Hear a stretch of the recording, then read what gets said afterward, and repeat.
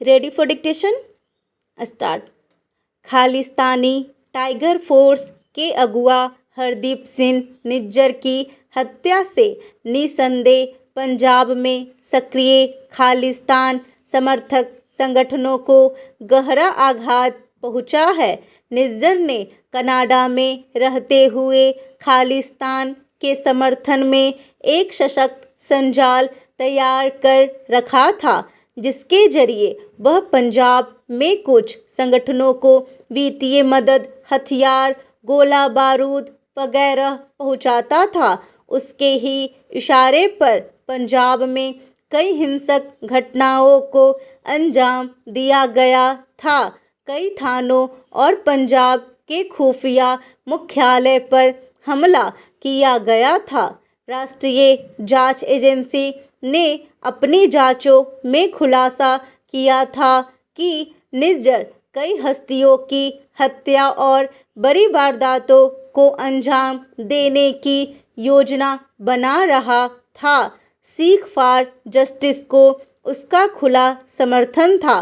पाकिस्तान के कुछ चरमपंथी संगठनों के भी संपर्क में था। खबरों के मुताबिक कनाडा के एक गुरुद्वारे के बाहर गोली मारकर उसकी हत्या कर दी गई। जब वह अपनी कार में बैठा था, तभी मोटरसाइकिल पर दो अज्ञात युवक वहां पहुंचे और उस पर हमला कर दिया। यह व्यक्तिगत रंजिश का मामला भी हो सकता है। हालांकि यह पहला मामला नहीं है जब कनाडा या किसी और देश में खालिस्तान समर्थक नेता की इस तरह हत्या हुई है।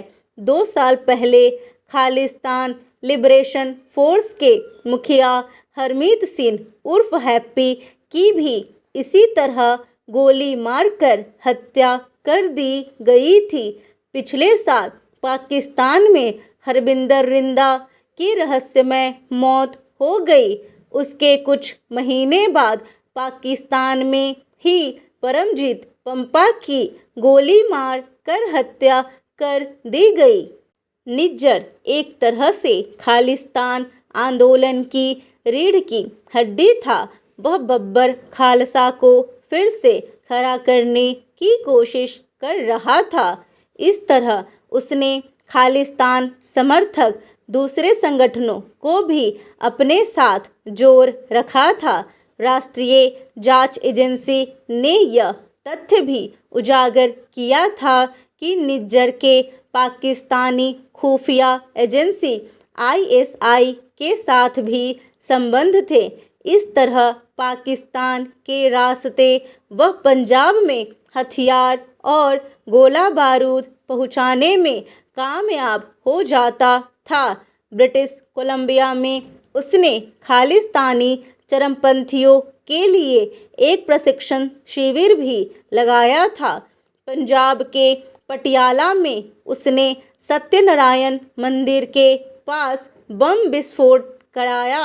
8 साल पहले एक धार्मिक गुरु की हत्या की साजिश भी उसी ने रची थी।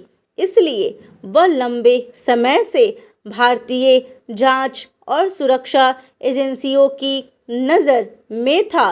राष्ट्रीय जांच एजेंसी ने उस पर 10 लाख रुपए का इनाम घोषित कर रखा था। 4 महीने पहले ही केंद्रीय गृह मंत्रालय ने निज्जर के संगठन खालिस्तान टाइगर फोर्स को आतंकवादी संगठन घोषित किया था। निज्जर से पंजाब में अस्थिरता पैदा होने और भारत की अखंडता को चोट पहुंचाने का खतरा था।